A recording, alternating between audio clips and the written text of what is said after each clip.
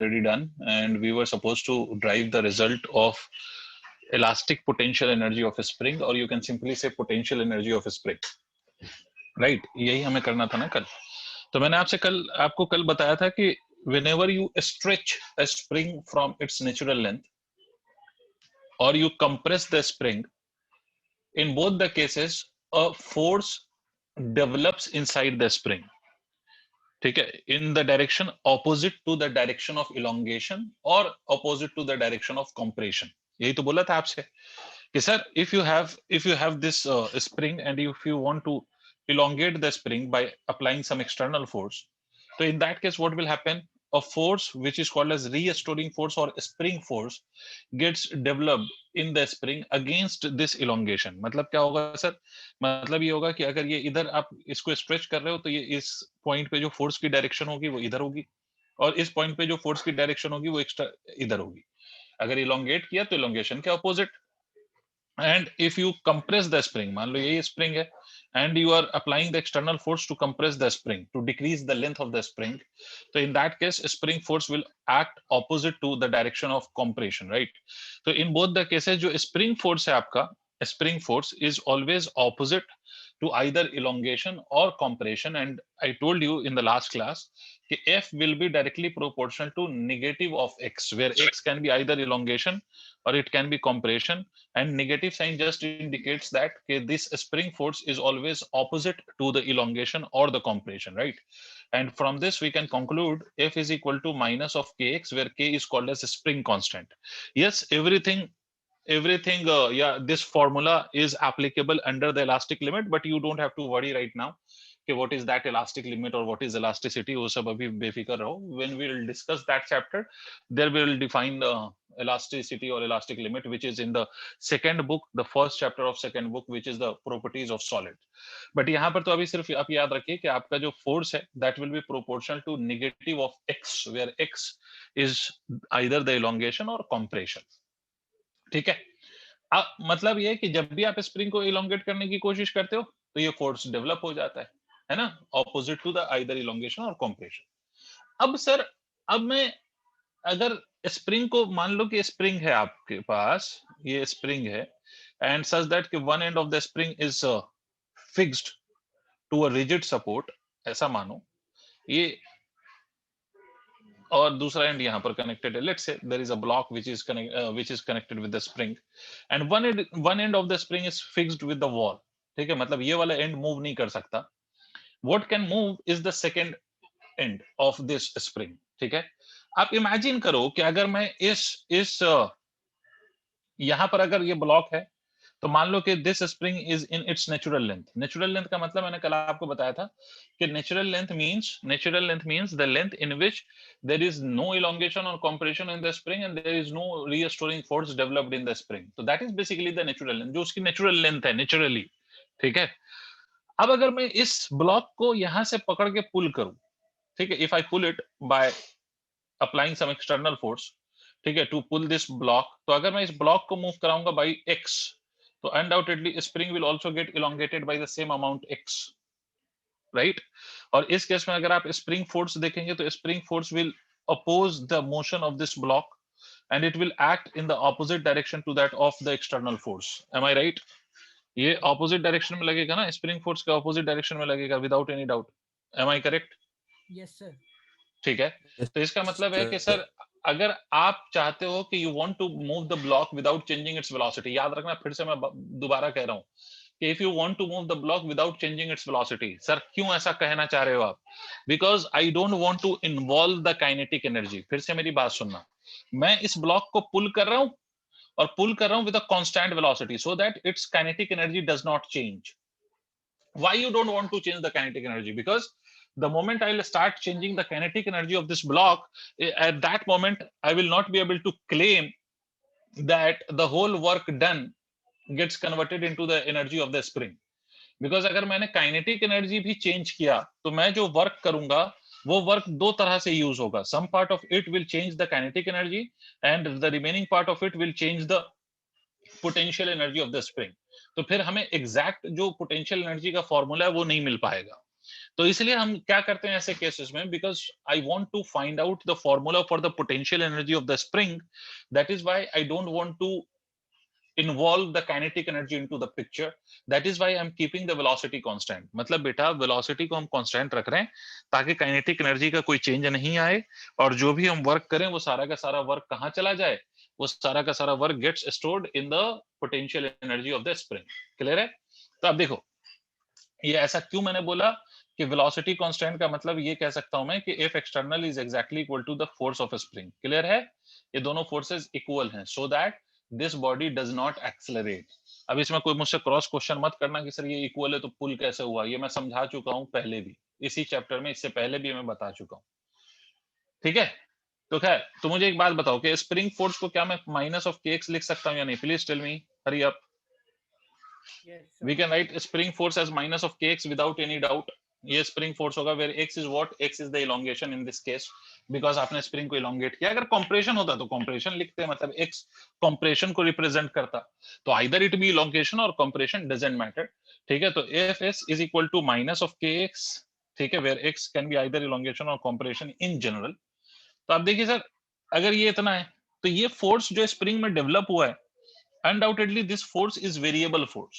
It is not a constant force, it is variable force. And because it is variable force, आपको work निकालने के लिए you will have to go by the integration method. Did you understand?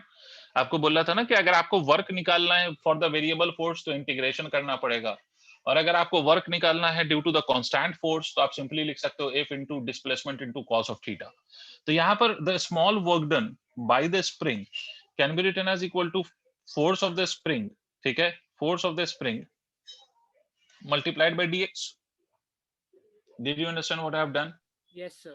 Force of the spring multiplied by dx, where dx I have taken any small elongation. मतलब अगर कोई बहुत छोटा सा elongation हो तो उस पर कितना वर्क होगा? F dx, right? तो यहां से मैं ये भी कह सकता हूं कि dws can be written as equal to what? तो this can be written as equal to कहां गया? अच्छा, ये स्प्रिंग फोर्स किधर लग रहा है? लेफ्ट में. Yes. और इलोंगेशन किधर हो रहा है? राइट में. तो मुझे बताओ कि स्प्रिंग फोर्स और dx दोनों की डायरेक्शन सेम है या ऑपोजिट है? Opposite. Opposite. So what should be the value of theta here? Theta मतलब the angle between the force and displacement. Who will tell me? 180. 180 है ना? तो you should write it as cos of 180 degree. And if you write this cos as cos of 180 degree, further you can write this force as minus of kx multiplied by dx, and cos 180 is nothing but minus 1. So the small work done. But sir, if F external is equal to F of spring, एक minute Rishika, I'll come to your doubt. तो इसको मैं ऐसे लिख सकता हूँ kx multiplied by dx. This is the work done when the spring is elongated by a very small displacement of dx, right? इतना note करो बाकी लोग, जब तक मैं शिका के डाउट पे आता हूँ. But sir, if F external is equal to F of a spring, then how will the spring move? But I have already discussed this concept in this chapter also and in the previous chapters also. कि F external is equal to F spring, तो how does the body will move? I have already told it. तो चलो मैं फिर से बता देता हूँ, but please इन चीजों को ना याद रखा करो, because every time I have to repeat the same. Yes, Ishika, it will just move. Why? देखो, इस बात को मैं फिर से समझा दे रहा हूँ, बाकी लोग नोट करें. Ishika, listen to me. कि अगर मैं आपसे कहूँ बेटा कि if F external और F spring, undoubtedly F external should be slightly greater than F spring. मान लो कि मैं आपसे कहूँ F spring is 10 न्यूटन, मतलब force of spring is 10 Newton, assume that, ठीक है, कि इट इज 10 न्यूटन. तो अगर एक एक्सटर्नल फोर्स मैं लिखूं, एक्सटर्नल फोर्स, तो it should be slightly greater than that of the spring. तो इसका मतलब है कि 0.000000000000001. Ishika, don't you think this F external is greater than that of the spring force? Yes, sir. Of course it is, right? But अगर मैं आपसे पूछ लूं कि इन दोनों का डिफरेंस कितना है, is it very huge difference और very small difference? So almost negligible. Obviously it is very small difference. And approximately can I claim that F external is approximately same as that of F spring? बेटा ये different तो हैं, but this difference is very small, right? तो इनको मैं approximately equal मान सकता हूं ना. तो अगर अब मैं इसको approximately इक्वल मान लूं तो मैं ये कह सकता हूं कि बेटा एफ एक्सटर्नल एफ स्प्रिंग के बराबर है। क्लियर है? Although back of the mind आप याद रख सकते हो कि स्लाइटली ग्रेटर, बट इन दोनों का डिफरेंस कितना है? तो difference between F external and F spring can approximately taken to be equal to 0। तो अगर ये एक डिफरेंस 0 है तो एक्सेलरेशन की वैल्यू आप क्या लिखेंगे? एक्सेलरेशन होता है net force divided by mass, तो 0 by m, this will be equal to 0, right? And I didn't want to accelerate this body, क्यों? क्योंकि I don't want to involve the change in kinetic energy, तो इसलिए मैं चाह रहा हूं कि ये बॉडी कांस्टेंट वेलोसिटी से चले, so that there is no kinetic energy involved in the picture. Is it clear, Ishika? Yes, sir. Yes, sir. Okay, so this is the work done for a small displacement. So what will be the total work done by the spring? तो obviously आप इसको integrate करेंगे kx dx कहां से कहां तक? Initial से final तक, ठीक है? Where xi represent initial elongation, xf represent final elongation. मैं लिख देता हूं, आप कहोगे सर इनिशियली अगर इलोंगेट नहीं है तो जीरो कर देंगे उसको।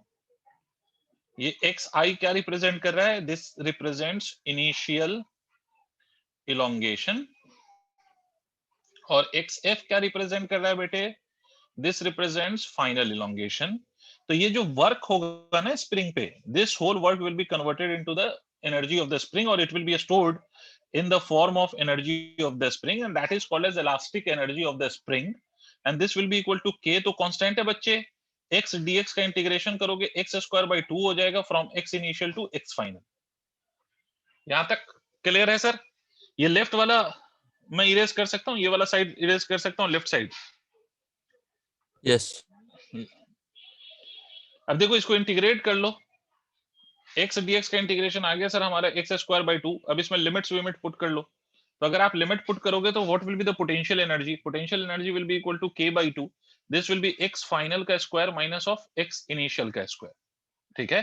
That can be written as half k x final का square minus of half k x initial का स्क्वायर। ये आपका पोटेंशियल एनर्जी का फॉर्मूला है, ठीक है? When the spring is elongated from initial elongation to final elongation। मैं अभी इस पे और थोड़ी सी बात बताता हूं। अगर मान लो कि इफ इनिशियल elongation था ही नहीं, इनिशियल elongation 0 था, इसका मतलब है कि that is spring was in its natural length initially. मतलब स्प्रिंग कैसे है? नेचुरल लेंथ में, मतलब there is no elongation, neither elongation nor compression. And मान लो कि xf is equal to x है, तो ऑब्वियस सी बात है कि आपका पोटेंशियल एनर्जी का फॉर्मूला आप क्या लिखेंगे यहां से? When you write the potential energy, तो एक 0 है दूसरा x है, तो you will be simply writing it as half k x square. ये तब यूज होगा when there is no initial elongation in the spring. Clear हो गई बात? Yes, sir. Yes, sir. इसको नोट करो, थोड़ी और बात करनी है before we start solving question. But sir isn't this kinetic energy? No बेटा, it is not kinetic energy, because kinetic energy is half mv square Ishika, where m is the mass and v is the speed, right? यहाँ पर k is a spring constant and x is either the elongation or compression in the spring. So how can you say that this is a kinetic energy? Ishika Yes, बोलो sir. बेटा, kinetic energy तो मतलब entirely different है ना बच्चे। Half mv square होता है kinetic energy, या हाफ k x स्क्वायर है। k का कोई लेना देना मास के साथ नहीं है, और x का कोई लेना देना स्पीड के साथ नहीं है। यहाँ पर x is simply either elongation or compression. Yes, sir. Okay, सबने नोट कर लिया हो तो मैं थोड़ी सी और बात करना चाहता हूँ इस पर। Yes, sir. Done. डन, ठीक है। So one. अब मेरी बात, ओके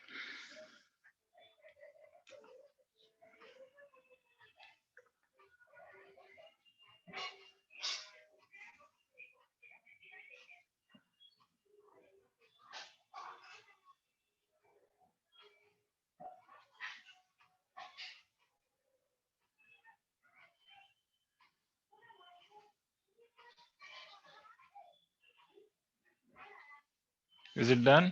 Done, sir. ओके, अब मेरी बात सुनो।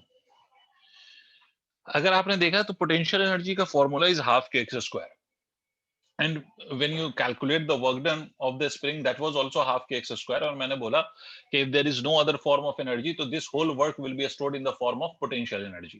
यही तो बोला ना कि भाई अगर कोई और फॉर्म ऑफ एनर्जी इन्वॉल्व नहीं है पिक्चर में, तो जो भी स्प्रिंग पे वर्क हो रहा है या स्प्रिंग वर्क कर रही है वो किस फॉर्म में स्टोर होगी या किस फॉर्म में लॉस होगी, that will be in the form of elastic potential energy of the spring. Am I right? Tell me yes और no. Yes, sir. Yes, sir. Yes, sir. अब अगर बच्चे आप इसका मतलब ये हुआ कि sir formula for the work done of the spring और formula for the potential energy stored in the spring दोनों फॉर्मूला सेम है. मतलब अगर आपसे कोई पूछ लेना कि work done by the spring और ऑन द स्प्रिंग, तो इसका भी फॉर्मूला हाफ के एक्स स्क्वायर है. और अगर आपसे कोई कह दे पोटेंशियल एनर्जी, अगर इफ इनिशियल इलोंगेशन इज 0, तो पोटेंशियल एनर्जी का फॉर्मूला कोई पूछ ले तब भी उसका फॉर्मूला हाफ के एक्स स्क्वायर है. बट एक डिफरेंस है दोनों में, and you need to remember this difference that I will be now telling you.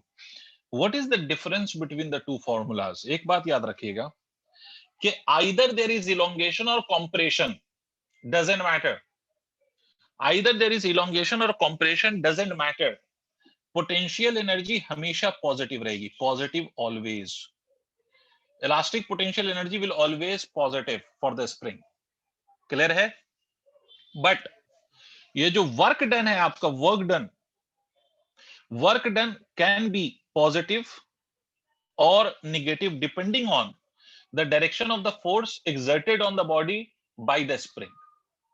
क्या मतलब सर, ऐसा कैसे हो सकता है? चलो देखते हैं. बेटे अगर मैं आपको ये कहूं ये सिचुएशन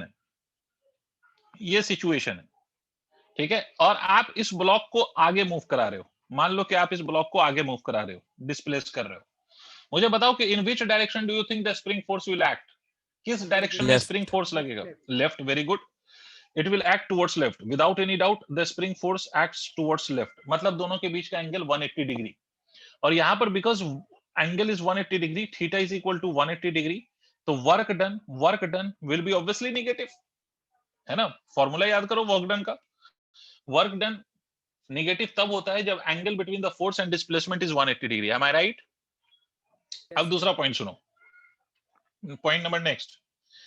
अगर मान लो कि मैं आपसे ये कहता हूं कि स्प्रिंग की कुछ नेचुरल लेंथ थी, बट हमने स्प्रिंग को कंप्रेस करके छोड़ दिया है.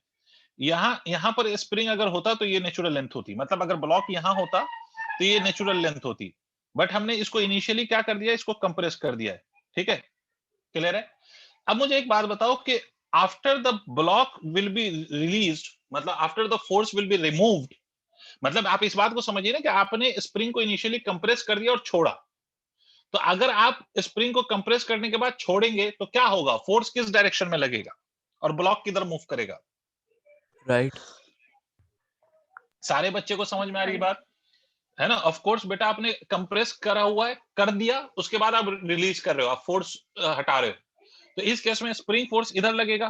क्यों? क्योंकि स्प्रिंग चाहता है अपने नेचुरल लेंथ को रीगेन करना, तो ये स्प्रिंग फोर्स इधर लगेगा. और अगर आप देखेंगे तो ब्लॉक का भी डिस्प्लेसमेंट इधर ही होगा ना, डिस्प्लेसमेंट भी इधर ही होगा. अब कंफ्यूज मत हो जाना सर फिर ये एक्स क्या है. ये एक्स मैंने बताया कि ये कंप्रेशन है, उसके बाद हम इसको रिलीज कर रहे हैं. तो अगर हम रिलीज करेंगे तो स्प्रिंग का फोर्स इस ब्लॉक को चलाएगा वापस, ताकि वो नेचुरल लेंथ में आ सके. तो आपको नहीं लगता कि यहाँ पर force and the displacement are in the same direction? Tell me yes और no. Yes, sir. Yes, sir. ठीक है, इसका मतलब यहाँ पर थीटा अगर आप देखोगे तो 0 डिग्री है, तो वर्क डन कैसा आया? वर्क डन पॉजिटिव आया. Am I correct? सर सबको आना चाहिए सर. Sir, ये फिर से Yes, बता दो sir. एक बार. मुझे एक बात बताओ कि ब्लॉक को चलाएगा कौन after the spring is released from its compression position? मतलब पहले आपने स्प्रिंग को दबाया, छोड़ दिया, दबा के अगर छोड़ दिया आपने, तो स्प्रिंग क्या करेगी? अपने नेचुरल लेंथ में जाने की कोशिश करेगी. Yes. नेचुरल लेंथ में तो वो तभी आ सकती है ना कि जब ब्लॉक को वो राइट की तरफ पुश करे. सोच के देख, Yes, sir. तो ब्लॉक को पुश कर रहा है स्प्रिंग राइट की ओर, तो फोर्स की डायरेक्शन भी है towards right, and displacement of the block is also towards right. तो because both of these are towards right, तो इसका मतलब इस केस में वर्क डन कैसा होगा? Work done bye block on the work done by spring on the block कैसा आएगा? भाई फोर्स भी राइट की तरफ लगा, डिस्प्लेसमेंट भी ब्लॉक का राइट की तरफ हुआ, तो वर्क डन कैसा आएगा? पॉजिटिव। वही लिखा है सर। Sir positive. सबको समझ में आई बात ये? इसका मतलब क्या है? इसका मतलब है कि when you write the work done of the spring या ऑन द स्प्रिंग या बाय द स्प्रिंग, तो that work can be positive और नेगेटिव। सर बट हाँ बोलो। सर जैसे ऊपर वाले केस में वर्क डन जिसमें नेगेटिव है उसमें भी तो वो पॉजिटिव ही कर सकते हैं। कैसे कर दोगे सर बताइए? जैसे कि आपने बताया कि हम अगर इसको राइट की तरफ खींचेंगे ब्लॉक को, तो स्प्रिंग अगर अपनी नेचुरल लेंथ में आने के लिए वो लेफ्ट की तरफ करेगा, तो ब्लॉक का डिस्प्लेसमेंट भी तो लेफ्ट की तरफ यस, हो जाएगा। After you have done that, है ना, कि when you have release the block from the elongated position, तब वो वापस खींचेगा। बिल्कुल सही कह रहे हो। बट हमें एक एक एग्जांपल लिया है मैंने, तो इसलिए इसका एक एग्जांपल लिया, अपोजिट वाला सेम वाले का एक एग्जांपल लिया। ये बच्चा ये कह रहा है भाई, बाकी बच्चे भी सुन लें। ये सक्षम ये कह रहा है कि अगर मैं स्प्रिंग को ऐसे, ब्लॉक को ऐसे, ये स्प्रिंग की नेचुरल पोजीशन है यहाँ पर, और यहाँ तक स्ट्रेच करने के बाद छोड़ा, तो अब क्या होगा? ऑब्वियस सी बात है, बिल्कुल सही बात है कि स्प्रिंग फोर्स कैसे लगाएगा ब्लॉक पे? ऐसे। मतलब अगर आप इसको इलोंगेट करने के बाद छोड़ोगे, तो ब्लॉक को वापस स्प्रिंग कहाँ ले जाना चाहेगा? नेचुरल पोजीशन पे। मानते हो या नहीं मानते हो? यस तो सर। स्प्रिंग फोर्स यस कैसे सर। लगाएगा? लेफ्ट की डायरेक्शन में। और ब्लॉक भी किधर डिस्प्लेस होगा? It will also get displace towards left. तो ऑब्वियसली इस केस में भी वर्क डन पॉजिटिव आएगा, विदाउट एनी डाउट। तो बेटा ये भी एक एग्जांपल है ना? तो पॉइंट ये है, बिल्कुल सही बोला सक्षम, ये भी एक एग्जांपल है, बट मैंने एक ही एग्जांपल कंसीडर किया, और उसी एग्जांपल से आपको ये बात समझ में आ गई कि whenever the force acting on the body due to the spring and the displacement of the body are in the same direction, तो in all those cases what will happen? The work done will be taken as positive. और अगर force और displacement opposite direction में, तो work done will B negative. तो इस पूरी कहानी का मतलब क्या बनता है सर, वो सुन लीजिए। इस पूरी स्टोरी का जो वो है, क्या कहते हैं उसको, मोरल ऑफ द स्टोरी, वो ये है कि work done by the spring और on the spring can be of any sign. It can be either positive और negative, but potential energy will always be positive. Doesn't matter कि force की direction क्या है, बॉडी किधर move कर रही है, उससे पोटेंशियल एनर्जी को कोई मतलब नहीं है। सबको समझ में आ गया? अब बोलो।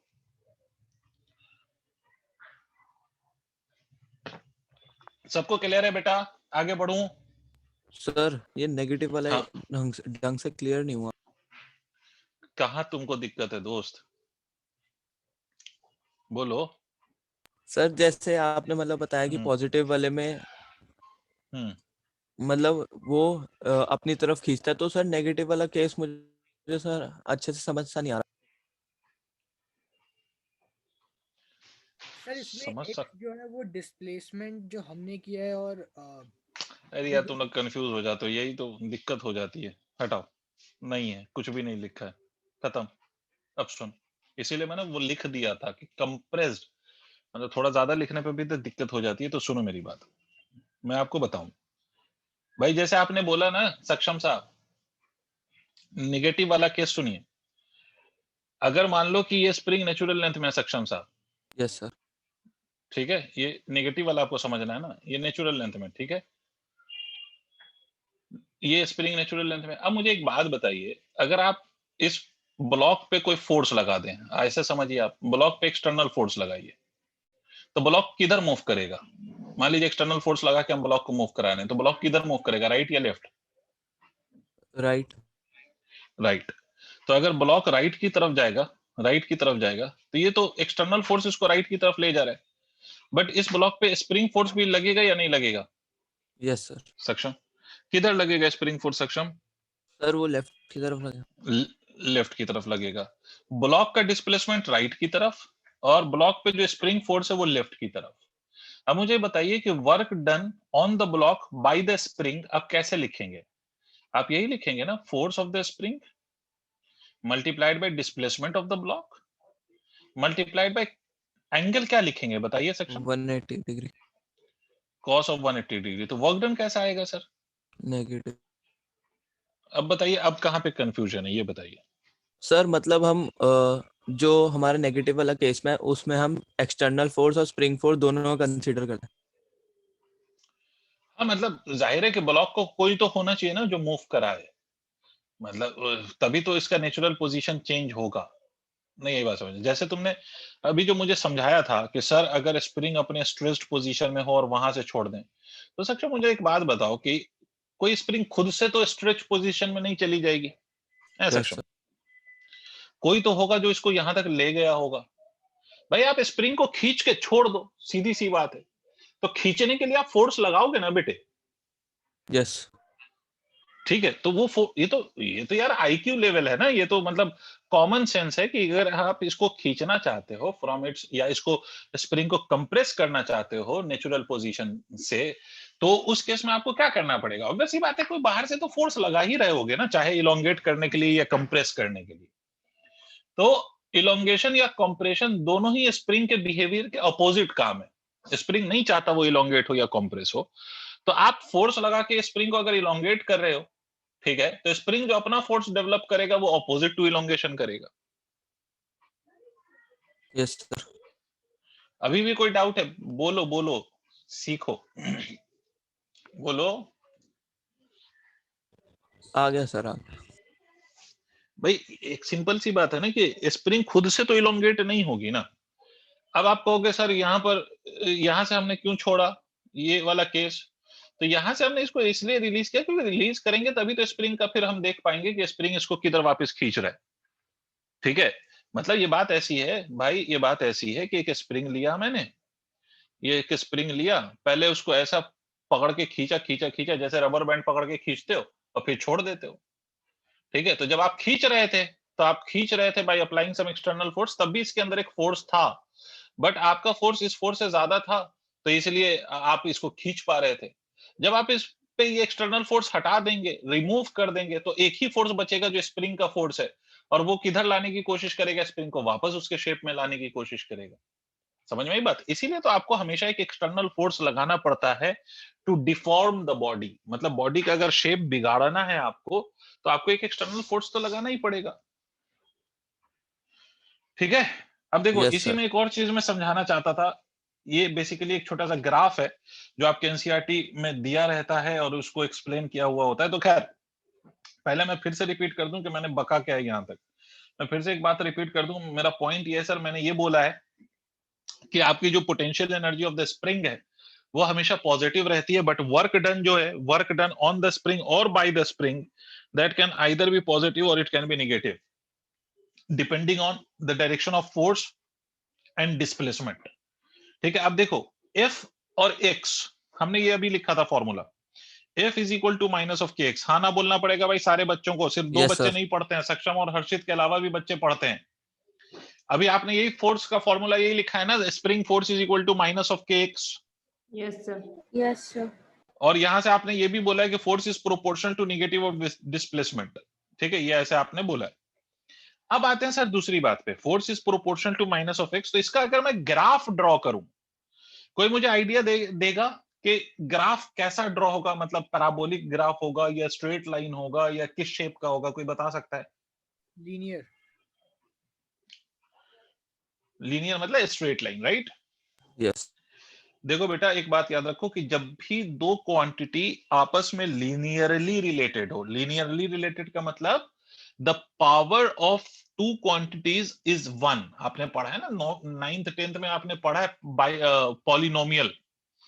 Polynomial, yes तायरा, good. पॉलिनोमियल आपने पढ़ा है कि पॉलिनोमियल 1 डिग्री भी होता है, 2 डिग्री भी होता है। तो 1 डिग्री ही पॉलिनोमियल 1 डिग्री वाले जो होते हैं उसी को हम लीनियर कहते हैं, लीनियर इक्वेशंस, ठीक है? क्योंकि उसमें पावर क्या होता है? 1 होता है, वेरिएबल का पावर 1 होता है। तो जब भी लीनियर इक्वेशन होगी तो ग्राफ हमेशा स्ट्रेट लाइन होगा, without any doubt. Linear equation graph हमेशा स्ट्रेट लाइन। बट इस स्ट्रेट लाइन में अगर आप देखो, मैं आपको याद दिलाता हूं, मैंने आपको ऐसा बताया था ग्राफ पढ़ाते समय, है ना, during the chapter kinematics, when I was teaching you about the graph. तो उस केस में मैंने आपको ऐसा कुछ बताया था कि this form of equation represents a straight line. किसी को याद है या भूल गए? Yes sir. याद है सर। याद है, वेरी गुड बेटा। इसमें मैंने आपसे ये भी बोला था कि this term represent slope, this is intercept. Intercept, intercept का मतलब होता है कि y एक्सिस पे ग्राफ कहां पर है when x is 0। When x is 0 तो y इज 0 और non 0, that is determined by this quantity which is called as intercept. m का मतलब स्लोप है, x का मतलब ऑब्वियसली x कोऑर्डिनेट है और y का मतलब y कोऑर्डिनेट है। मतलब अगर आप कोई ग्राफ ड्रॉ करते हो y और x के बीच में, ठीक है, y और x के बीच का ग्राफ, तो ये अगर ग्राफ ऐसे आएगा तो ये इसका स्लोप जो होगा वो इसका, ये जो एंगल फॉर्म हो रहा है उस एंगल का tan ले लें तो वो स्लोप होता है, ये इंटरसेप्ट होता है, ठीक है, ये y होता है, ये x होता है, ये हमने आपको बताया था। अब अगर आप इस इक्वेशन को, यहां पर जो मैंने ये इक्वेशन लिखा है, इसको इसके साथ कंपेयर करो, कोई मुझे बता सकता है कि इस इक्वेशन में इंटरसेप्ट कितना आएगा? अगर मैं ये स्टैंडर्ड इक्वेशन के साथ इसको कंपेयर करूं तो बताओगे बेटे? 0। 0, वेरी गुड Sir, 0. भाई, सिंपली कंपेयर करो ना। यहाँ पर x के साथ जो चीज है उसको स्लोप कहेंगे, और प्लस के आगे कुछ लिखा होता तो उसको इंटरसेप्ट कहते, बट यहाँ पर प्लस आगे कुछ फॉर्म नहीं लिखा हुआ है, इसका मतलब इस केस में इंटरसेप्ट 0 है। 0 का मतलब जब x 0 होगा तो y भी 0 होगा। अरे c इज इक्वल टू 0, इसका मतलब क्या है? दैट इज जब x 0 है तो y भी 0 है। Yes sir. y also equal to 0। अच्छा, कोई मुझे बता सकता है कि फिर से इन दोनों को कंपेयर करो, ये वाला स्टैंडर्ड इक्वेशन और इसको, कोई मुझे बता सकता है what would be the value of the slope here? Minus के, नॉट -1, इट इज माइनस के। अच्छा सर, इसमें याद स्लोप, स्लोप ये इसके कंपेयर करो ना, x के साथ जो है वो स्लोप है, तो क्या लिखा जाएगा? माइनस के है या नहीं है? तो इसका मतलब है स्लोप पॉजिटिव है या निगेटिव है इस ग्राफ का? नेगेटिव। नेगेटिव। बाकी लोग एकदम मतलब बिल्कुल परेशान हो गए कि पता नहीं ये क्या हो गया, ये मास्टर क्या पढ़ाने लग गया। भाई ये बच्चों मेरे लाल, ये सब बताई हुई बात है, आपको पहले बताया गया था ये सब during the graph of kinematics. ठीक है, खैर देखिए आप पॉइंट समझिए भाई, ये फोर्स, स्प्रिंग फोर्स, ये एक्स, ग्राफ बनेगा स्ट्रेट लाइन क्योंकि ये स्ट्रेट लाइन की इक्वेशन है, ठीक है, बट स्लोप कैसा है? स्लोप है निगेटिव। तो आप मेरी बात ध्यान से सुनिएगा, तो ये ग्राफ अगर आप देखेंगे ना तो ये ग्राफ ऐसे बनता है, ऐसे f is equal to minus k x का ग्राफ बनता तो स्ट्रेट लाइन है, बट इस तरह का स्ट्रेट लाइन होता है, ठीक है, ये स्ट्रेट लाइन ऐसा होता है। ऐसा अगर आपसे कोई पूछ ले कि भाई इस क्वाड्रेंट में क्यों बनाया आपने, तो रीजन आप ये बता सकते हैं कि इसका जो स्लोप है वो निगेटिव है तो इसलिए ऐसा बनाया है। और इसमें अगर और बहुत ध्यान से कुछ कुछ बातें मैं सिखा दूं, भले आप याद रखें ना रखें मुझे नहीं पता, बट मैं आपको कुछ कुछ बातें सिखाता हूं। यहाँ पर x की वैल्यू सर 0, ठीक है, ध्यान से सुनिएगा, सुनिएगा तो मजा आएगा, नहीं सुनिएगा तो कुछ भी नहीं मजा आएगा। अगर मैं इस पोर्शन में हूं, इस वाले पोर्शन को मैं कुछ नाम दे देता हूं, या सेकंड क्वाड्रेंट दिखाई दे रहा होगा आपको, और ये फोर्थ क्वाड्रेंट है, कोई मुझे बताएगा सेकंड क्वाड्रेंट में x निगेटिव है या पॉजिटिव है? Negative. Sir, negative. Very good sir, आपकी वॉइस और किसी को मेरी वॉइस ब्रेक हो रही है या सबको क्लियर है मेरी आवाज? Clear sir. क्लियर है सर। क्लियर है। Taira, there must be some issue at your side, network issue होगा शायद आपकी तरफ, तो उसको देख लीजिए। एनीवेज, तो मैं आपसे ये कहूं कि सर यहाँ पर अगर आप हैं तो x की वैल्यू नेगेटिव है, और इस फोर्थ क्वाड्रेंट में है तो x की वैल्यू क्या होगी? पॉजिटिव। अच्छा ठीक है तायरा, अच्छा मुझे कोई बताएगा कि अगर फोर्स और डिस्प्लेसमेंट का ग्राफ होता है, फोर्स और डिस्प्लेसमेंट का ग्राफ, तो कोई मुझे बताएगा कि उस ग्राफ के अंडर में जो एरिया होती है वो एरिया क्या बताती है? Work done. Obviously that gives you the work done, very good. Force और डिस्प्लेसमेंट के अंडर जो एरिया होता है वो वर्क डन बताता है। फिर से मैं रिपीट कर रहा हूँ, फोर्स और डिस्प्लेसमेंट के अंडर जो एरिया होता है वो वर्क डन बताता है।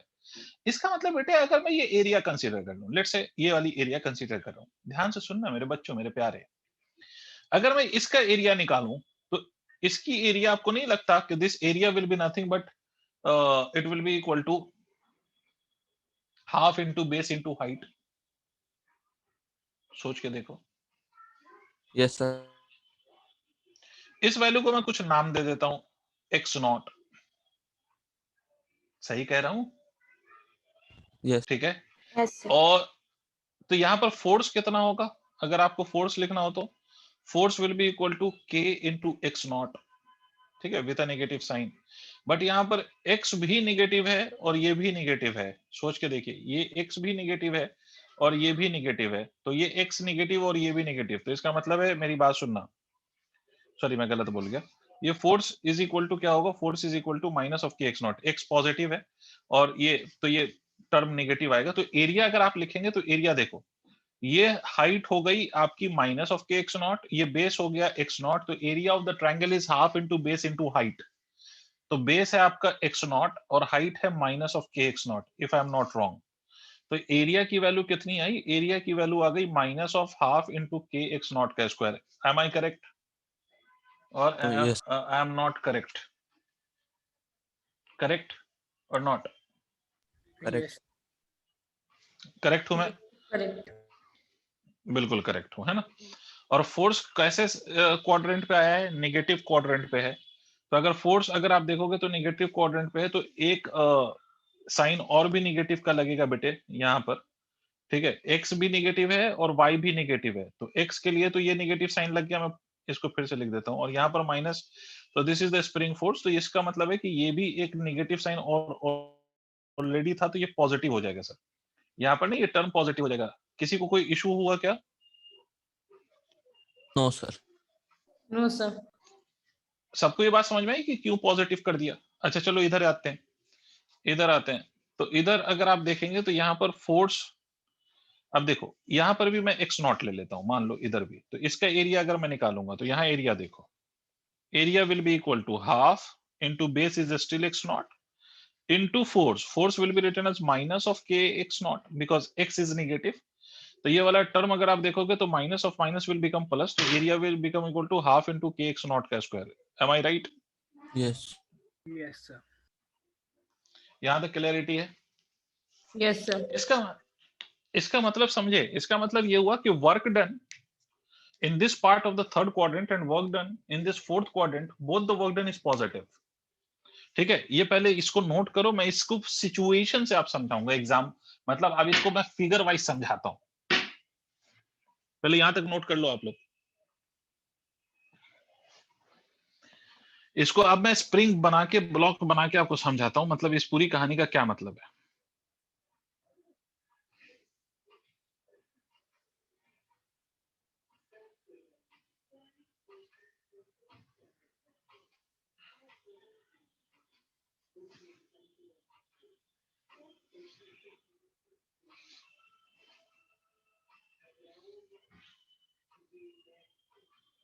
हो गया, ये ग्राफ नोट कर लिया आप लोगों ने? ठीक है, No, अब sir. मेरी बात सुनिए सर। अच्छा बेटा करो, और जहां नहीं समझ में आया वो प्लीज पूछो, शर्माओ नहीं बिल्कुल भी।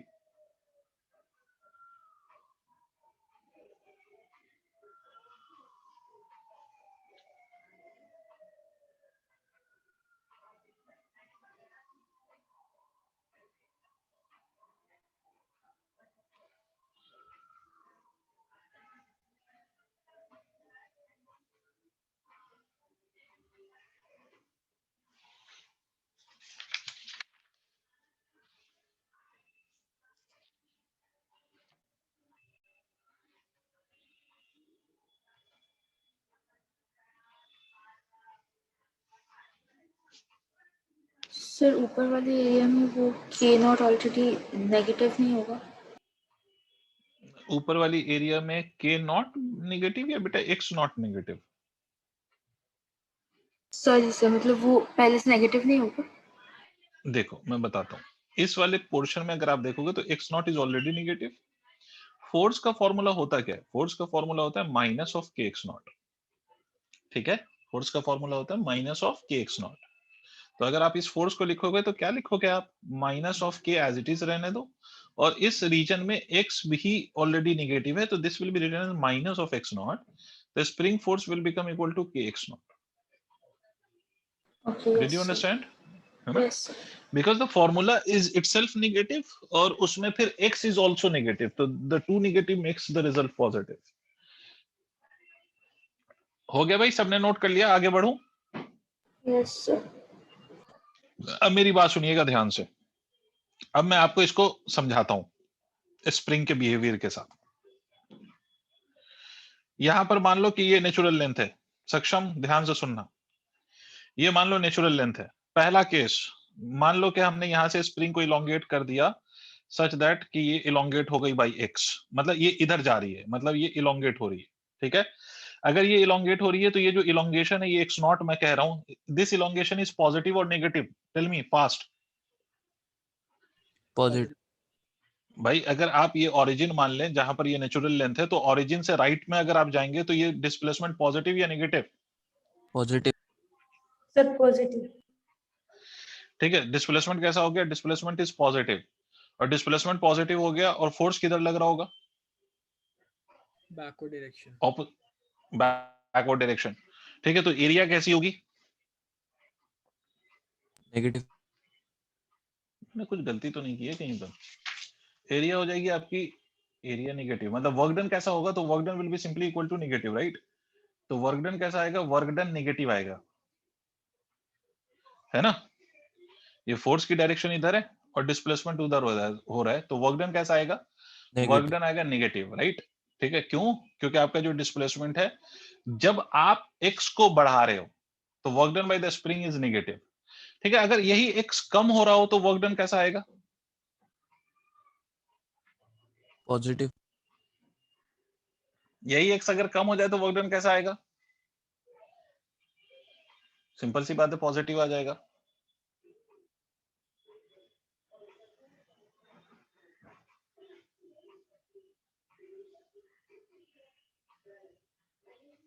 सर ये बात आपको समझ में आई? यस सर नहीं डन। आई? मेरी बात सुनिए, मैं आपको बताता हूं, मैं आप लोगों को बताता हूं। फिर से मेरा पॉइंट सुनिए, ये सब मैं इरेज कर रहा हूं। मैं आपसे ये बात पूछता हूं कि मान लो कि ये नेचुरल लेंथ में, ये अपना जो ब्लॉक है, ये स्प्रिंग अपने नेचुरल लेंथ में, मैं इस पे एक्सटर्नल फोर्स लगा रहा हूं इधर, ताकि इसको इलोंगेट कर सकूं बाई एक्स नॉट। तो स्प्रिंग का फोर्स किधर लग रहा है? स्प्रिंग का फोर्स लगेगा ऑपोजिट, ठीक है, ऑपोजिट टू दिस। तो मुझे एक बात बताइए कि work done by the spring negative आएगी या पॉजिटिव आएगी? Negative. Positive. Work done by spring will B negative, right? और एक्सटर्नल फोर्स का जो वर्क डन है वो कैसा आएगा? एक्सटर्नल फोर्स का work done will B positive. नहीं समझे? So work done by spring तो पॉजिटिव आनी चाहिए ना, क्योंकि माइनस के एक्स है और जो जिस तरफ डिस्प्लेसमेंट हो रहा है वो नेगेटिव है, तो नेगेटिव नेगेटिव पॉजिटिव। डिस्प्लेसमेंट किधर हो रहा है? राइट की तरफ हो रहा है डिस्प्लेसमेंट, हर्षित। Yes sir. तो अगर आप डिस्प्लेसमेंट राइट की तरफ करा रहे हो हर्षित, तो उस केस में क्या करना पड़ेगा? सर वो माइनस एक्स हो जाएगा इनटू माइनस के एक्स, मतलब प्लस के एक्स स्क्वायर। नहीं समझा। सर अगर अभी अब work done by the spring ले रहे हैं तो उन दोनों की डायरेक्शन तो उल्टी है, और हाँ, वो जो क्या कहते हैं हमारा स्प्रिंग का जो बिल्कुल। डिस्प्लेसमेंट वो होता ही माइनस के तो एक्स है। हाँ, तो ये माइनस ऑफ के एक्स होता है। Very good. ठीक है, ये क्या हो जाता है? माइनस ऑफ के एक्स। और डिस्प्लेसमेंट किधर हो रहा है? डिस्प्लेसमेंट हो रहा है राइट की तरफ। या तो ठीक है, तो cos इन दोनों के बीच का एंगल कितना हो गया? 180 डिग्री। तो this will be equal to cos 180 degree. तो this work done will be equal to कितना? Work done will be equal to positive, which is equal to K X half के एक्स नॉट स्क्वायर। ठीक है, मतलब work done positive ही आएगा ना? Sir मैंने positive बोला था। Very good. ये वर्क डन पॉजिटिव आएगा ना? अगर आपने फोर्स ऑफ स्प्रिंग को k x not with negative sign लिया है, तो इस केस में जो हमने करा है वो वर्क डन पॉजिटिव आएगा या नहीं आएगा? आएगा सर। सर नहीं आ रहा क्या? मैं फिर से बताऊं? यस सर, आ गया।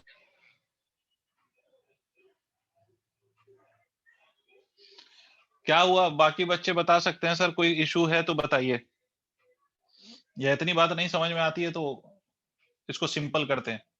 पहले ये बताओ, ये ग्राफ सबको क्लियर हो गया था? यस सर, क्लियर है। इशिका, ग्राफ क्लियर है बेटा तुमको? Yes sir. ग्राफ क्लियर है, ठीक है। अगर ग्राफ क्लियर है सबको सबको अगर ग्राफ की में क्लैरिटी है, तो मैं आपको एक बात बताऊं, सिंपल सी बात, कि सर सिंपल सी बात है, ये ग्राफ एज अ ग्राफ याद रखना, आपको सिंपल एक पॉइंट याद रखना है कि भाई फोर्स और डिस्प्लेसमेंट के अकॉर्डिंग, उसकी डायरेक्शन के अकॉर्डिंग हम वर्क को पॉजिटिव या वर्क को हम नेगेटिव लिख सकते हैं, डिपेंडिंग ऑन कि फोर्स और डिस्प्लेसमेंट की डायरेक्शन क्या है। क्लियर हो गई बात? सराहना बोलो। फोर्स और डिस्प्लेसमेंट की डायरेक्शन क्या है, उसके अकॉर्डिंग हम स्प्रिंग का वर्क डन या तो पॉजिटिव लिख सकते हैं, या हम उस स्प्रिंग के वर्क डन को क्या कर सकते हैं, उस स्प्रिंग के वर्क डन को हम नेगेटिव लिख सकते हैं, depending on that. Clear? Yes sir. कोई इसमें दिक्कत वाली बात है आपके साथ तो आप बता सकते हैं।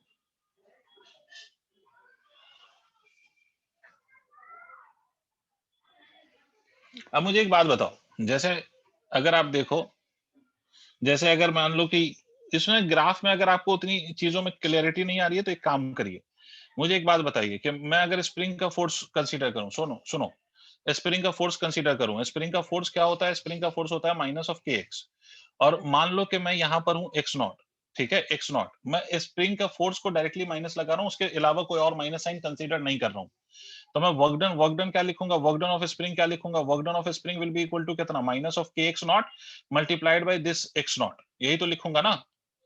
Yes sir. सर बोलो ना, तो वर्क डन कैसा आ जाएगा, work done is equal to negative. आप एक काम करो, अगर आपको इतनी बात नहीं समझ में आ रही तो आप एक काम करो, आप उसको ना रेक्टिफाई कर लो, वो जो अभी मैंने ग्राफ बनाया ना उसमें एक रेक्टिफिकेशन कर लो। एक रेक्टिफिकेशन क्या करोगे मैं आपको बता देता हूं, आप ग्राफ देखो, आपने नोट किया होगा ग्राफ, उसमें आप एक रेक्टिफिकेशन कर लो, ये एक्स नॉट है, ठीक है, यहां पर फोर्स की वैल्यू आप सिंपली माइनस ऑफ के एक्स नॉट लिखिए, उसके एडिशनल कोई माइनस साइन मत लगाइए, मैं रेक्टिफाई करा दे रहा हूं ग्राफ, आप ये देख लीजिए, ये एक्स नॉट है, ये यहाँ पर फोर्स, तो इसका अगर आप एरिया लिखेंगे तो area is half into base is x not into minus of के एक्स नॉट, ठीक है, फोर्स माइनस होता है इसलिए माइनस ऑफ के एक्स नॉट, तो ये कितना हो जाएगा, हाफ के एक्स नॉट का square with a negative sign. Clear है? अब बोल, जल्दी से जल्दी बोलो। इधर अगर एरिया यस सर। लिखेंगे, इधर एरिया, ठीक है, इधर एरिया लिखो, ये एक्स नॉट, तो यहां पर अगर हम एरिया लिखेंगे तो area will be equal to half into base, base की वैल्यू कितनी सर, बेस की वैल्यू कितनी, बोलिए बोलिए बोलिए बोलिए, माइनस एक्स बेस की वैल्यू कितनी, माइनस ऑफ एक्स नॉट, यही तो लिखेंगे, multiplied by what, multiplied by minus of के एक्स नॉट, तो ये एरिया कितनी हो जाएगी, हाफ इंटू के एक्स नॉट का स्क्वायर, यही तो आ जाएगा। Yes sir. ठीक है, एक रेक्टिफिकेशन कर लेना, इधर वाले को नेगेटिव ही ले लो, मतलब फोर्स को दोबारा फिर से नेगेटिव मत करो, take the force positive, force में कोई अदर साइन मत लगाना।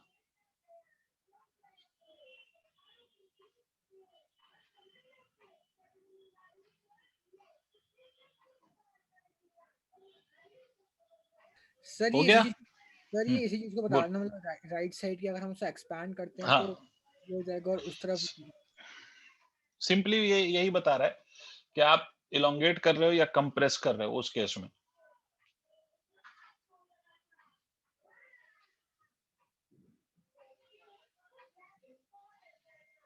हो गया?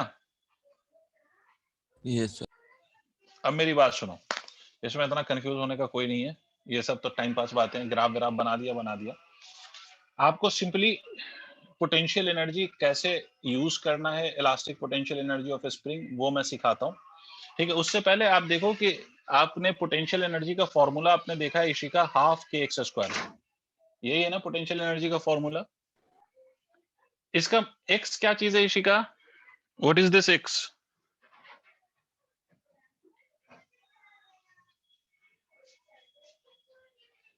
ये पोटेंशियल एनर्जी के फॉर्मूले में एक्स क्या चीज है जानवी, एक्स क्या चीज है? अरे पोटेंशियल एनर्जी के So फॉर्मूले में what is distance this x? traveled.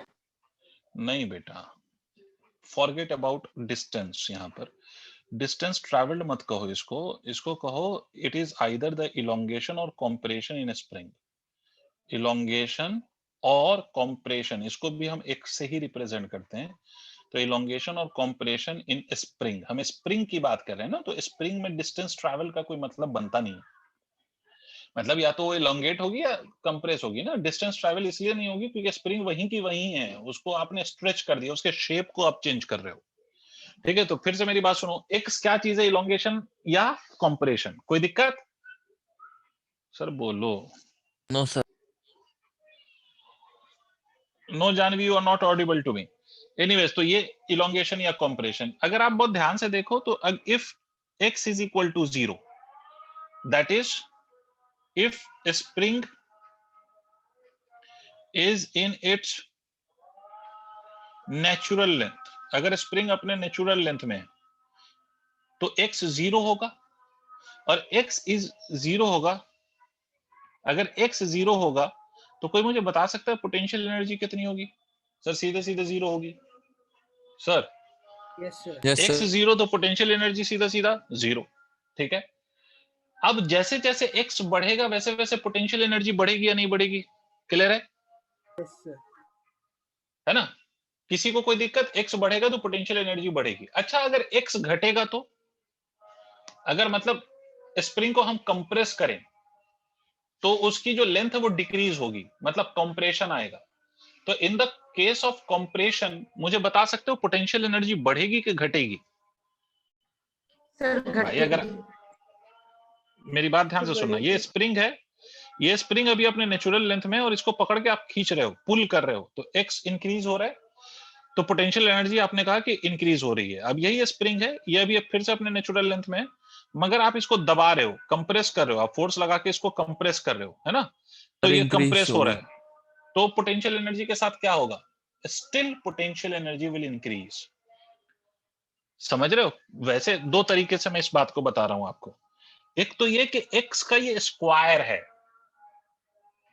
तो आप ये, अगर आपके दिमाग में ये आया हो कि कंप्रेशन में एक्स निगेटिव अगर हम कर भी ले तो एक्स निगेटिव का भी स्क्वायर जो आएगा उसका रिजल्ट पॉजिटिव ही तो आएगा। अरे सर आप निगेटिव का भी स्क्वायर करोगे तो रिजल्ट कैसा आएगा? पॉजिटिव ही आएगा ना सर। अरे हाँ ना बोल। Yes sir. दूसरी बात, अगर आप एक बात पे और ध्यान दें, तो चाहे आप स्प्रिंग को पकड़ के खींचो, मतलब स्ट्रेच करो या उसको कंप्रेस करो, आपको नहीं लगता कि दोनों केस में you will be doing some work on the spring? और जब भी आप वर्क करोगे किसी बॉडी पे तो उस बॉडी की एनर्जी इंक्रीज होती है। हाँ, अगर कोई बॉडी वर्क करे तो उसकी एनर्जी डिक्रीज होती है। फॉर एग्जाम्पल अगर हम दौड़ने लग जाएं, चलने लग जाएं, तो हमारी एनर्जी डिक्रीज होगी ना, और हम खाएं, ठीक है, तो हमारी एनर्जी बढ़ती है। इसी तरह से फिजिक्स में अगर आप किसी बॉडी पे वर्क कर रहे हो, अब वर्क कैसे? या तो आप उसके पोजीशन को चेंज करो या उसके शेप को चेंज करो, तो in all those cases you will be doing some work on that body and that work will increase the energy of the body. But अगर मान लो कि वो बॉडी खुद ही वर्क कर रही हो, ठीक है, तब उसकी एनर्जी डिक्रीज होती है ना? तो चाहे आप स्प्रिंग को इलोंगेट करें या स्प्रिंग को कंप्रेस करें, इन बोथ ऑफ द केसेस आप कुछ वर्क करेंगे, जाहिर है स्प्रिंग पर, तो वो वर्क क्या करेगा? वो स्प्रिंग की एनर्जी को बढ़ाएगा। इसका मतलब है कि चाहे स्प्रिंग इलोंगेट हो या कंप्रेस हो, energy of the spring increases. इसीलिए अगर आप एनर्जी वर्सेस एक्स का ग्राफ ड्रॉ करेंगे, where x can be either elongation और कंप्रेशन, एक्स बढ़ेगा तो भी एनर्जी बढ़ेगी, और x अगर घटेगा तो भी एनर्जी घटेगी, ठीक है, सॉरी एनर्जी बढ़ेगी। क्लियर होगी बात? ये x बढ़ाओ या घटाओ, दिस पोर्शन रिप्रेजेंट्स इलोंगेशन, इधर इलोंगेशन को रिप्रेजेंट कर रहे हैं हम, और इधर हम कंप्रेशन को रिप्रेजेंट कर रहे हैं। तो आपका x चाहे बढ़ रहा है या घट रहा है, बट एनर्जी के साथ अगर आप ध्यान से देखेंगे तो एनर्जी बढ़ ही रही है, क्योंकि y एक्सिस पे एनर्जी है। Is it clear? Graph is clear to all? Please yes sir. Respond. Sir note कर लो, जल्दी से आगे बढ़ते हैं।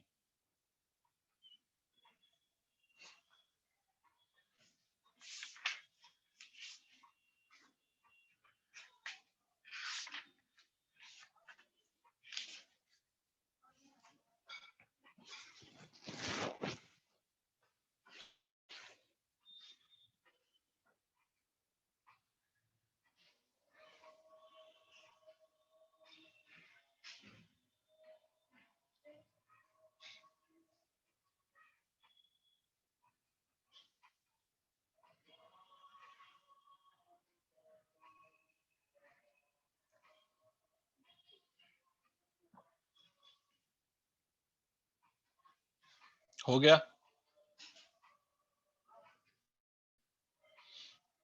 ग्राफ नोट कर लिया सबने? तो बन गया। ओके बेटा।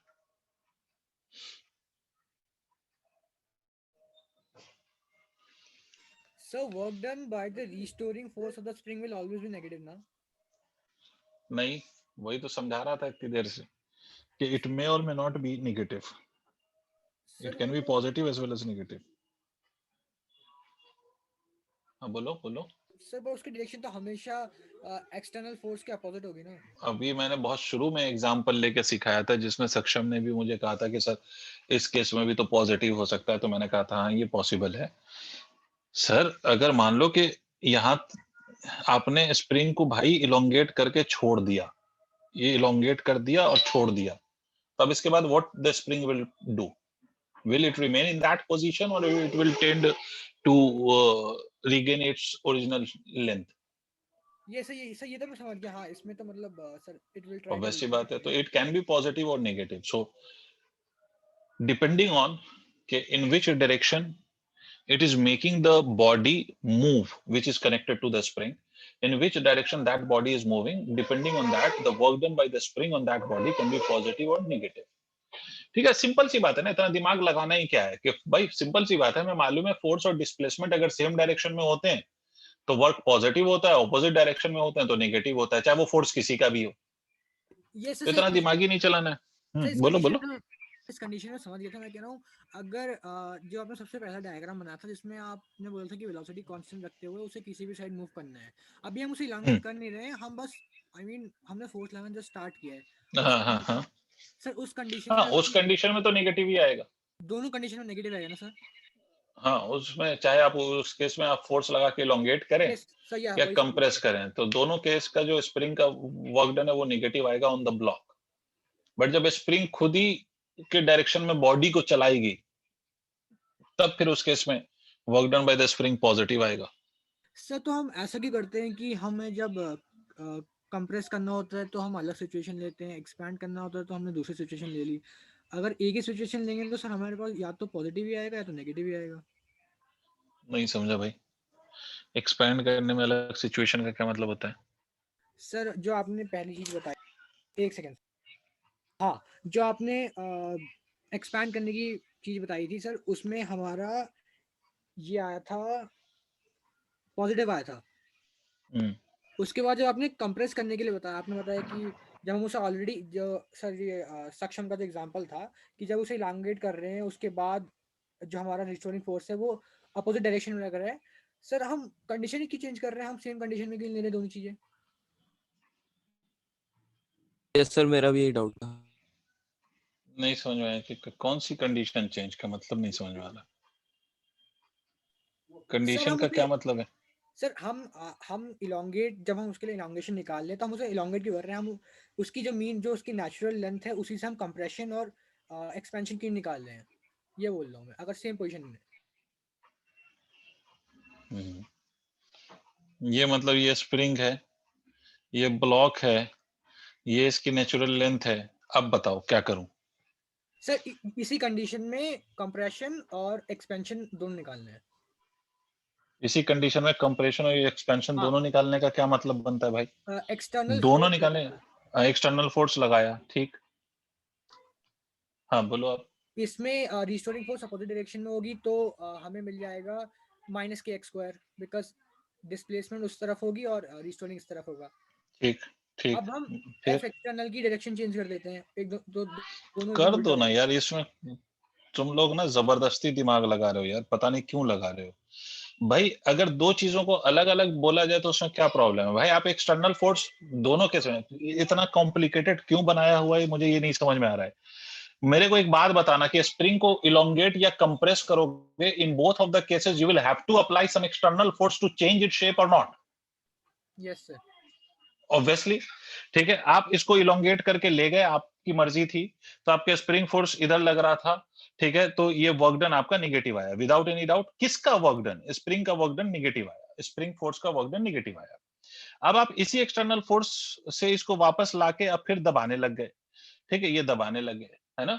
तो स्प्रिंग का फोर्स इस केस में ये स्प्रिंग का फोर्स है, तो ये वाला स्प्रिंग का फोर्स जो अब लगेगा, अगर अब इस पॉइंट को ध्यान से सुनना, मैं इस पूरे पॉइंट को फिर से दोबारा से समझा देता हूं, बट तुम लोगों ने इसको जबरदस्ती कॉम्प्लिकेटेड बनाया। सिंपल सी बात है ना यार, कि फोर्स और डिस्प्लेसमेंट ऑपोजिट डायरेक्शन में तो work done negative, same direction में तो वर्क डन पॉजिटिव। इतना इसमें तमाशा क्यों है मुझे नहीं समझ में आ रहा है, बट फिर भी मान लो कि ये स्प्रिंग को लगा के मैंने इसको इलोंगेट कर दिया है।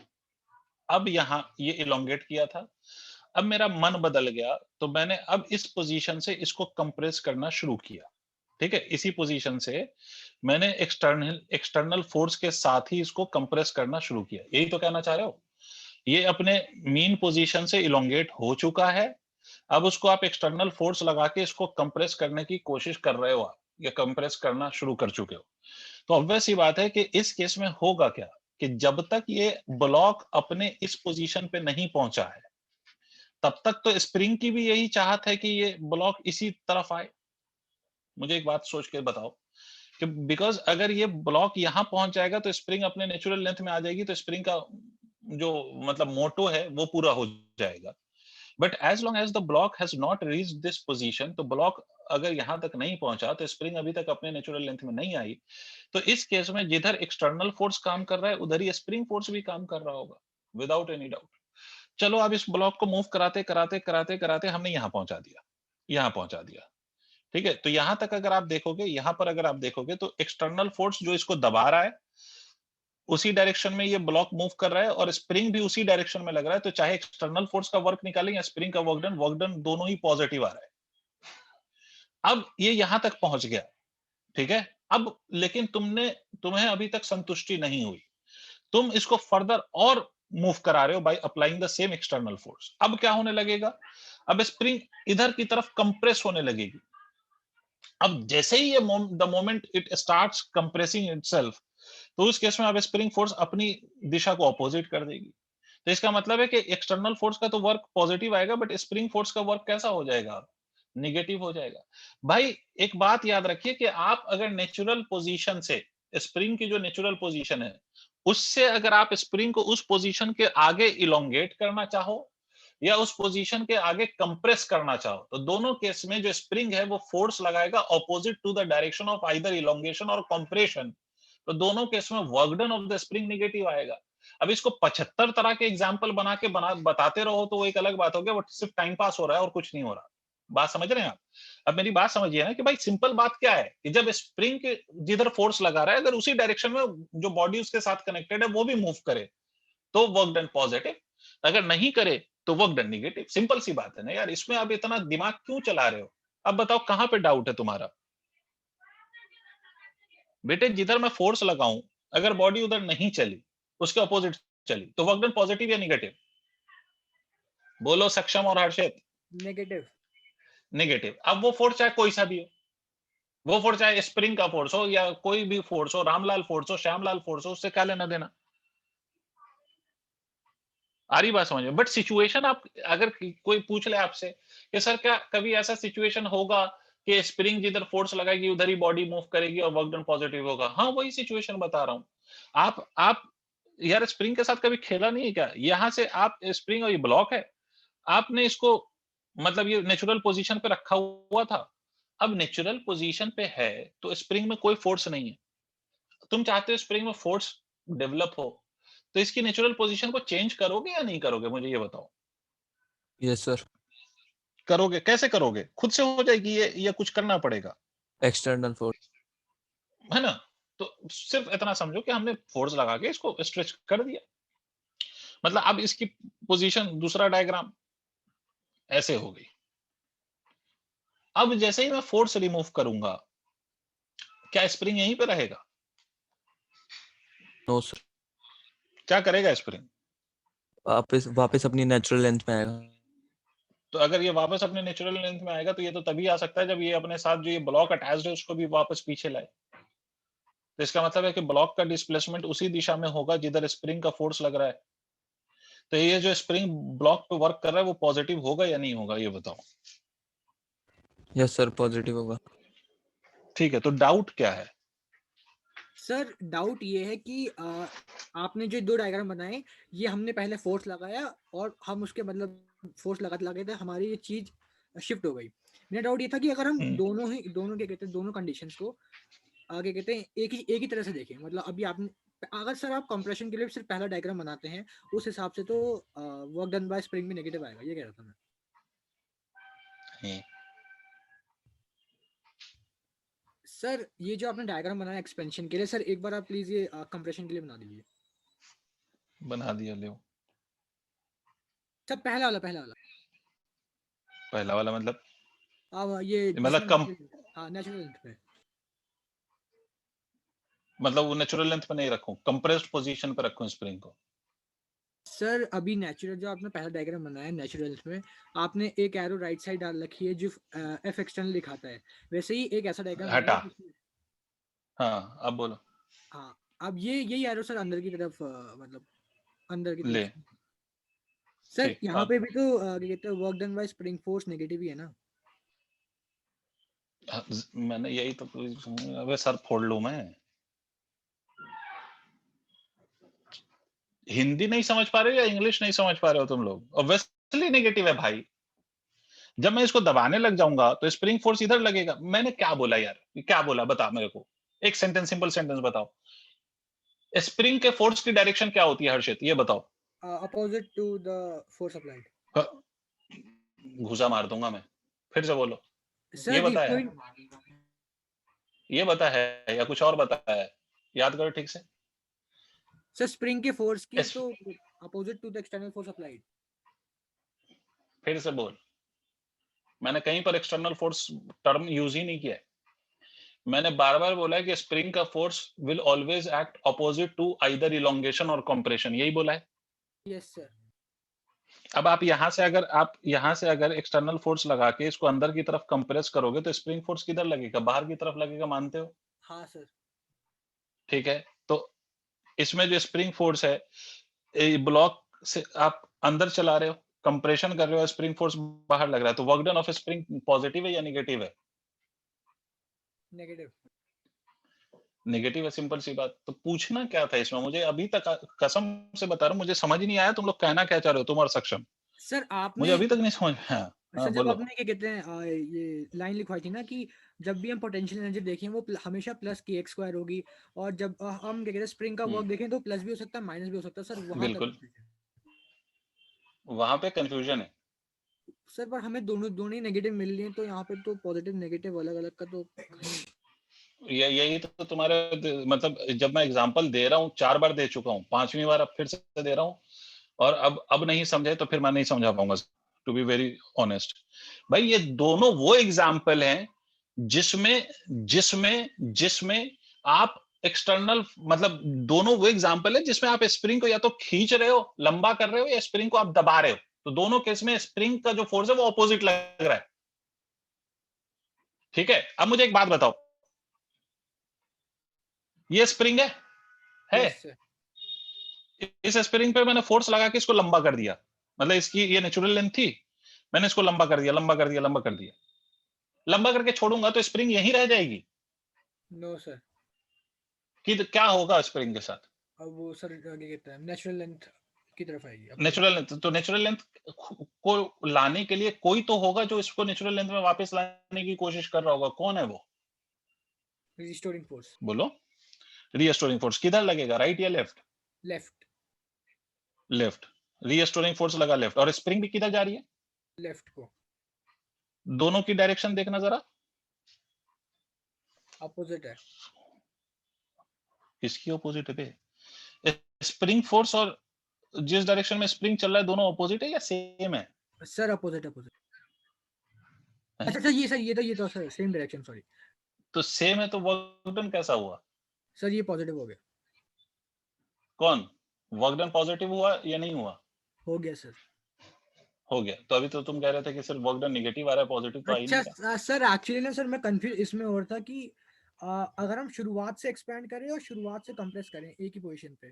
सर आपने ये वो तो मतलब जाहिर सी बात है कि अगर आप इलोंगेट करिएगा और कंप्रेस करिएगा, जबरदस्ती स्प्रिंग के साथ जबरदस्ती करिएगा, तो स्प्रिंग इस जबरदस्ती को अपोज करेगा ना, सिंपल सी बात है। ओके ओके समझ सर रहे हैं समझ आप? गया। यस समझ गया सर। Thank you sir. ठीक है, आप उसको एक इलोंगेटेड पोजीशन पे ले जाके छोड़ दीजिएगा, तो फिर स्प्रिंग वापस अपने आप को शेप में लाने की कोशिश करेगा, तो जिधर फोर्स लगेगा उधर ही कंप्रेशन होगा, तो फिर पॉजिटिव हो जाएगा। तो यही तो मैं इतनी देर से समझा रहा हूँ, और उतना दिमाग लगा ही क्यों रहे हो? यही सर बात मैं नहीं सर सर 10 बार बोल कंफ्यूज। रहा हूँ। सर मैंने दोनों अलग अलग कंडीशन समझ ली है। नहीं, डोंट गेट कंफ्यूज, सिंपल सी बात। मैंने उस एग्जांपल भी लिया था उस वक्त भी, बट एक सीधी सी बात याद रखो भाई, वर्क पॉजिटिव या वर्क नेगेटिव कब होता है? सिंपल सा पॉइंट है कि जब फोर्स और डिस्प्लेसमेंट दोनों सेम डायरेक्शन में होंगे तो वर्क पॉजिटिव होगा, दोनों अपोजिट डायरेक्शन में होंगे तो वर्क नेगेटिव होगा। क्या स्प्रिंग के केस में ऐसा हो सकता है कि फोर्स और डिस्प्लेसमेंट दोनों सेम डायरेक्शन? बिल्कुल हो सकता है सर, बिल्कुल हो सकता है, एसएचएम में हम पढ़ेंगे सर, ठीक है। खैर एनीवेज, तो भाई बाकी बच्चों ध्यान से सुनिए सर, अब जो जो चीजें मैंने पढ़ाया है उनको जल्दी से मैं रिपीट कर रहा हूं और ध्यान से सुनिएगा। मैंने आपको दो तरह की पोटेंशियल एनर्जी पढ़ाई है, ग्रेविटेशनल पोटेंशियल एनर्जी, फॉर्मूला होता है mgh। दूसरा पोटेंशियल एनर्जी पढ़ाया है हाफ के x square which is the elastic potential energy. एक एनर्जी पढ़ाया मैंने काइनेटिक एनर्जी जिसका नाम है हाफ mv स्क्वायर, ठीक है। मैंने आपको ये बताया कि मैकेनिकल एनर्जी का मतलब होता है potential energy plus kinetic energy. तो अगर सिर्फ कंजर्वेटिव फोर्स हो तो पोटेंशियल और काइनेटिक एनर्जी का सम हमेशा कांस्टेंट रहेगा, और अगर कंजर्वेटिव फोर्स के अलावा मतलब other than conservative force, if there are non conservative और if there are external forces, तो उस केस में मैकेनिकल एनर्जी कंजर्व नहीं रहेगी but work energy theorem applicable होगा, ठीक है। वैसे तो work energy theorem is applicable always, but mechanical energy can only be conserved in the case when there is no other force other than conservative forces। अब ये सारे concepts को हम क्वेश्चन में यूज करेंगे क्योंकि थ्योरेटिकली मैंने एनर्जी का पूरा कॉन्सेप्ट बता दिया है। अब इसके बाद सिर्फ इसके क्वेश्चंस बनते हैं जो हम अभी सॉल्व करेंगे, एक आध मैं अभी दिखाता हूं। उसके बाद जो टॉपिक आएगा वो आएगा पावर, और उसके बाद जो इस चैप्टर का टॉपिक आएगा वो आएगा कोलिजन। अब मेरी बात ध्यान से सुनिए, मैं क्वेश्चंस पे आता हूं। पहला क्वेश्चन आपके लिए, ध्यान से सुनिएगा। मान लीजिए स्प्रिंग के साथ ही शुरुआत करता हूं। मान लीजिए कि स्प्रिंग है, अब ध्यान से सुनना, और ये ब्लॉक है, सुन लेना। स्प्रिंग का स्प्रिंग फोर्स 50 न्यूटन पर मीटर है। ये स्प्रिंग अभी अपने नेचुरल लेंथ में है। ये mass of the block 4 kilogram है। This is going with a velocity of 10 metre per second, ठीक है। क्वेश्चन ये है, अच्छा ये जो भी स्प्रिंग ली जाती है वो मासलेस होती है ना, आपको मास अज्यूम नहीं करना है। तो ये ब्लॉक गया, ब्लॉक जाके स्प्रिंग से टकराया, तो टकराने के बाद क्या होगा सोचो। टकराने के बाद ब्लॉक तो राइट की तरफ चलना चाहेगा, तो block will start compressing the spring और नॉट? टेल मी यस और नो। Yes sir. ब्लॉक जब स्प्रिंग से टकराएगा तो ब्लॉक स्प्रिंग को कंप्रेस करना शुरू करेगा। तो ब्लॉक स्प्रिंग को जब कंप्रेस करेगा तो ब्लॉक जा रहा है इधर और वो स्प्रिंग को कंप्रेस कर रहा है, तो स्प्रिंग किधर फोर्स लगाएगा ब्लॉक पे? लेफ्ट।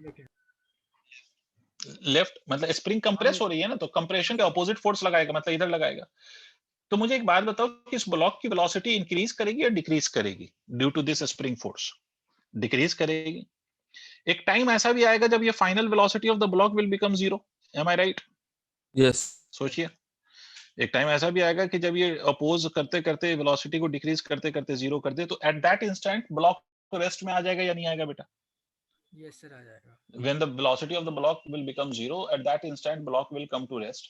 और उस पॉइंट पर जो स्प्रिंग का कंप्रेशन है that would be the maximum और नॉट? मैं फाइनल सिचुएशन भी बना देता हूं तुम लोगों के लिए। भाई ये स्प्रिंग को कंप्रेस कर रहा है और ये रेस्ट में आ गया, यहाँ पर इस इंस्टेंट पे वेलोसिटी जीरो हो गई। तो यहाँ पहले स्प्रिंग अपने नेचुरल लेंथ में थी मान लो यहाँ, और उसके बाद इतना कंप्रेस हो गई, तो यही तो मैक्सिमम कंप्रेशन है। भाई इससे ज्यादा तो और कंप्रेस नहीं होगी ना, क्योंकि ब्लॉक रेस्ट में आ गया। अब फिर वो Yes, अलग sir. बात है कि फिर स्प्रिंग इस ब्लॉक को धक पुश करेगा ताकि वो नेचुरल लेंथ पे वापस जा सके, उससे मुझे मतलब नहीं है। बट मैक्सिमम कंप्रेशन का क्या मतलब होगा? मैक्सिमम कंप्रेशन का मतलब ये हुआ कि when the velocity of the block become zero. Clear है? तो क्वेश्चन ये है कि फाइंड एक्स मैक्सिमम। क्या क्वेश्चन सबको क्लियर है? Please tell me. Yes sir. Question सबको क्लियर है कि मैक्सिमम कंप्रेशन आप समझो कैसे करेंगे हम, ठीक है। पहली बात, क्या यहाँ पर कोई फ्रिक्शन या कोई एक्सटर्नल फोर्स दे रखा है? नो। कोई सारे बच्चे बोले भाई, सिर्फ दो ही बच्चा बोलता है। कोई फ्रिक्शन या कोई एक्सटर्नल फोर्स नहीं दिया हुआ। तो अगर ना तो कोई फ्रिक्शन है ना तो कोई एक्सटर्नल फोर्स है, इसका क्या मतलब है? क्या मैं मैकेनिकल एनर्जी को कंजर्व कर सकता हूं या नहीं? Yes sir. यस सर कर। ठीक है, तो अगर मैकेनिकल एनर्जी कंजर्व करेंगे तो मैंने क्या बोला था, सिंगल बॉडी की मैकेनिकल एनर्जी कंजर्व होती है या पूरे सिस्टम की? सिस्टम की। सिस्टम कौन है मेरा? ये स्प्रिंग और बॉक्स। Box, very good. तो देखो स्प्रिंग नेचुरल लेंथ में, इनिशियली ये अपने नेचुरल लेंथ में, जब तक ये ब्लॉक इससे जाके टकराएगा नहीं। तो इस इंस्टेंट पे when it is at its natural length and just block इसको जाके टच हुआ है, जस्ट, तो उस इंस्टेंट पे what is the potential energy of the spring, can you tell me? When the spring is in its natural length, what will be its potential energy? Half के x square तो what will be that value? Maximum नहीं बेटा, zero. अरे initially it is in its natural length. Potential energy of spring is what? Half के x Yes, sir. Square ना. X का मतलब elongation या कॉम्प्रेशन. तो अगर स्प्रिंग नेचुरल लेंथ में है तो स्प्रिंग में इलोंगेशन या कॉम्प्रेशन की वैल्यू कितनी है? 0. जीरो है ना, सीधी सी बात है यार. तो अगर इलोंगेशन और कॉम्प्रेशन जीरो है, इसका मतलब है कि स्प्रिंग की एनर्जी जीरो है. सिर्फ और सिर्फ किसकी एनर्जी है उस इंस्टेंट पे? इसकी एनर्जी है. वो कौन सी एनर्जी है? Kinetic energy of the block. नहीं आई बात समझे? Kinetic energy of block. अब फाइनल स्टेज क्या है? Final sir. स्टेज ये कि स्प्रिंग कंप्रेस हो चुकी है और ब्लॉक रेस्ट में आ गया है. तो final kinetic energy of the block कितनी हो गई? कौन बताएगा? ब्लॉक रेस्ट में आ गया तो final kinetic energy of the block is zero. तो ये सारी एनर्जी कहां गई? कौन बता रहा है? क्योंकि एनर्जी डिस्ट्रॉय नहीं हो सकती, तो कहां कहीं गई होगी ना. कहां गई ये एनर्जी? सर उसकी पोटेंशियल एनर्जी चेंज करने में spring। पोटेंशियल स्प्रिंग की, है ना. तो ये फाइनली किस में कन्वर्ट हो जाएगी? पोटेंशियल एनर्जी में. किसके? स्प्रिंग के. सिंपल सी बात है. तो सर ये काइनेटिक वाला एनर्जी पार्ट ऑफ द समझ ब्लॉक, में नहीं आया, can you please explain it और एक बार? फिर से सुनिए. ब्लॉक फाइनली रेस्ट में आ गया ना. Yes sir. Block finally rest में आ गया तो what is the final kinetic energy of the block when it will Zero. Finally stop? Zero. तो वो एनर्जी कहीं तो गई होगी ना. ऐसा तो नहीं है कि एनर्जी विल गेट डिस्ट्रॉयड. ऐसा तो नहीं हो सकता, because neither energy can be created nor it can be destroyed. It can only So be transform conversion from one हुआ. Form to another. कन्वर्जन. किस में कन्वर्ट हुई? तो देखो, जिस समय पे, जिस इंस्टेंट पे the velocity of the block is has become zero, उस इंस्टेंट पे the spring is compressed to its maximum. इसका मतलब है कि इस स्प्रिंग में पहले कोई एनर्जी नहीं थी, अब ये कंप्रेस हुआ है तो इसके अंदर तो एनर्जी आई होगी, पोटेंशियल एनर्जी. बट वो कहां से आई होगी? क्रिएट तो नहीं हुई होगी. तो मैं ये कह सकता हूं कि भाई ये जो ब्लॉक की एनर्जी है वही किस में कन्वर्ट हुई होगी? वही स्प्रिंग की एनर्जी में कन्वर्ट हुई होगी. नहीं आया. आ गया या सर। अगर आपको इतनी बात भी नहीं समझ में आती है तो इतना तो समझ में आता है ना कि पहले इन दोनों में मिला के सिर्फ इसके पास काइनेटिक एनर्जी था और इसके पास कोई पोटेंशियल एनर्जी नहीं है. जब ब्लॉक रेस्ट में आ गया तो ब्लॉक के पास जो काइनेटिक एनर्जी है जीरो है और वो स्प्रिंग कंप्रेस हुई है तो स्प्रिंग के पास पोटेंशियल एनर्जी है. इतना तो देख सकते हो ना कम से कम, अगर ये पूरी बात नहीं समझ में आई कि कैसे कौन एनर्जी किस में गई. तो भाई पहले स्प्रिंग में कोई एनर्जी नहीं है, ब्लॉक में काइनेटिक एनर्जी है. बाद में ब्लॉक रेस्ट में आ गया तो कोई काइनेटिक एनर्जी नहीं है और स्प्रिंग में एनर्जी है क्योंकि स्प्रिंग कंप्रेस्ड है. भाई अब बोलो क्या ये पॉइंट क्लियर है? Yes sir. अब सुनिए. Yes, sir. तो इसको हम क्या लिख सकते हैं? Half m v square is equal to half के एक्स स्क्वायर. तो यहां से हाफ कैंसिल हो गया. एक्स की वैल्यू निकालनी है तो x square is equal to m v square by k. तो एक्स की वैल्यू हो जाएगी v under root m by k. अब आपको सारी वैल्यूज पता है, रख दीजिए. v का मतलब वेलोसिटी ऑफ द ब्लॉक जो इनिशियल वाली थी 10, मास of the block is 4 and spring constant is 50. अब जो भी सॉल्व करके आएगा वो फाइनल आंसर होगा. ठीक है, यस सर। नोट कर लो.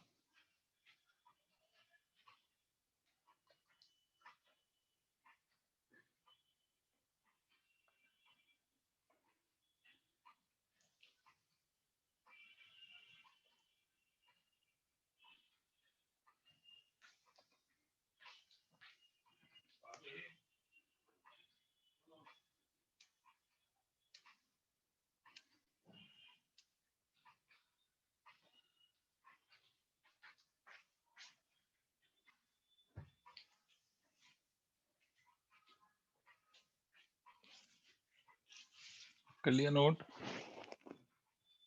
Yes, sir. ठीक है, तो So आज 1 इतना ही. minute. ओके.